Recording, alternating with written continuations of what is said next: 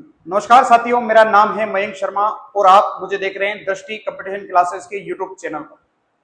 दृष्टि competition classes आप सभी के लिए लेके आया है वर्तमान में संचालित होने वाली विभिन्न प्रकार की प्रतियोगी परीक्षाओं में महत्वपूर्ण टॉपिक जिसे कहा जाता है राजस्थान की समसामयिकी।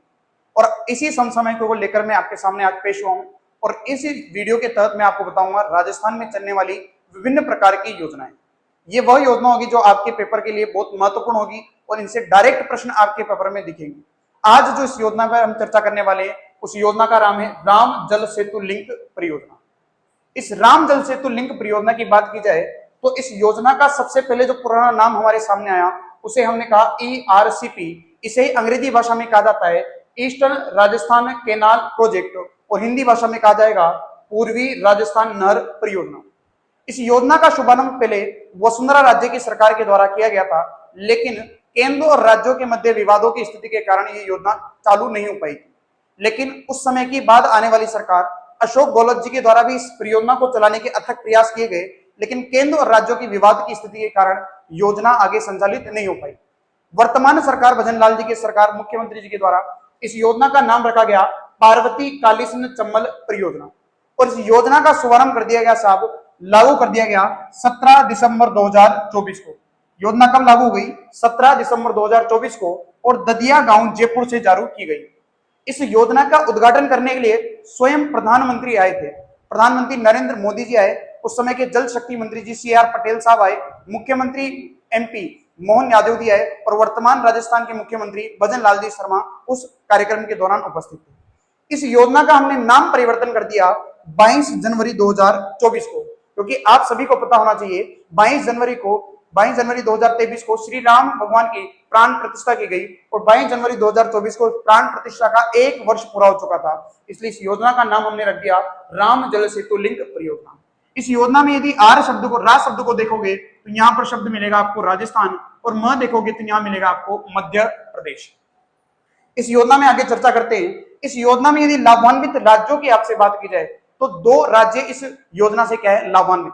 पहले राज्य की बात की जाए तो राजस्थान और दूसरे राज्य की बात की जाए तो मध्य प्रदेश। राजस्थान से कितने जिलों को इससे लाभान्वित होना पड़ेगा? तो 17 जिले इससे क्या होंगे लाभान्वित, जबकि मध्य प्रदेश के कितने जिले लाभान्वित होंगे?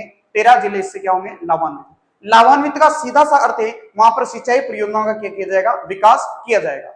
अगला, परियोजना की कुल लंबाई को बात की जाए तो 1800 किलोमीटर की इस योजना की लंबाई रहेगी। इसमें राजस्थान के पक्ष में कितनी योजनाएं कितने किलोमीटर का भाग आएगा? 1200 किलोमीटर का भाग आएगा, जबकि मध्य प्रदेश में 600 किलोमीटर का इस योजना में क्या रहेगा? विस्तार रहेगा। इस प्रकार के फैक्चुअल क्वेश्चन आपसे इस परियोजना में पूछे जा सकते हैं। अगला, कुल सिंचित क्षेत्र कितना होगा? 4.01 लाख हेक्टेयर भूमि इस योजना से क्या होगी? सिंचित होगी। अर्थात सिंचित होने का मतलब वहां विभिन्न प्रकार की फसलों का उत्पादन किया जाएगा, जिससे प्रत्यक्ष एवं अप्रत्यक्ष रूप से किसान को बढ़ावा मिलेगा, उसकी आय को बढ़ोतरी मिलेगी। इसमें राजस्थान का कितना भूभाग सिंचित होगा? 2.51 लाख हेक्टेयर भूमि क्या होगी? सिंचित होगी, जबकि 1.52 लाख हेक्टेयर भूमि मध्य प्रदेश की क्या होगी? सिंचित होगी। योजना में कुल खर्च इसमें 70,000 रुपए का कुल खर्च होगा। यदि मैं बात करूं यहां पर वित्त पोषण की, किसकी बात करता हूं मैं? वित्त पोषण की। तो वित्त पोषण 3 तरीके से रहने वाला है। सेंट्रल गवर्नमेंट जिसे अपन ने C से कहा, उसके बाद राजस्थान गवर्नमेंट और एक होगा मध्य प्रदेश। यदि वित्त पोषण 100% है तो इसमें से 90% पैसा तो केंद्र सरकार स्वयं लगा रही है, जबकि राजस्थान सरकार 5% और मध्य प्रदेश सरकार भी कितना लगा रही है? 5%। केंद्र सरकार 90% पैसा लगा रही है, जबकि राजस्थान एवं मध्य प्रदेश सरकार 5% यहाँ पर कुल खर्च का लगाया जाएगा। अगला बात करें, परियोजना में संचालित नदी कौन सी है? इस परियोजना में जिस नदी के माध्यम से सिंचाई की जाएगी योजना, नदी का नाम क्या है? चंबल। चंबल की सहायक नदियां जैसे बनास, पार्वती, कालीसिंध, पूनू, इस प्रकार की नदियां हैं। राजस्थान के जो 17 जिले हैं उन 17 जिलों की कितनी % जनसंख्या लाभान्वित होगी? 40% जनसंख्या यहाँ क्या होगी? लाभान्वित। साथ ही साथ प्रत्यक्ष एवं अप्रत्यक्ष रूप से 25 लाख किसानों को क्या मिलेगा? फायदा मिलेगा। इस योजना के तहत कितने बैराज बनाए जा रहे हैं? 5 बैराज बनाए जा रहे हैं तथा कितने बांधों का निर्माण किया जा रहा है? 2 बांध का क्या किया जा रहा है? निर्माण किया जा रहा है। हम बैराजों पे चर्चा करें तो 5 बैराज हमारे सामने नजर आ रहे हैं। पहला बैराज जो कि रामगढ़ में बनाया जा रहा है, दूसरा बैराज मालपुर है, तीसरा बैराज नवनेरा, चौथा मेज और 5वां निमोद राठौर। आपकी परीक्षा की दृष्टि से ये सभी बैराज आपके लिए बहुत उपयोगी है। रामगढ़ बैराज किशनगंज 12 में बनाया जा रहा है।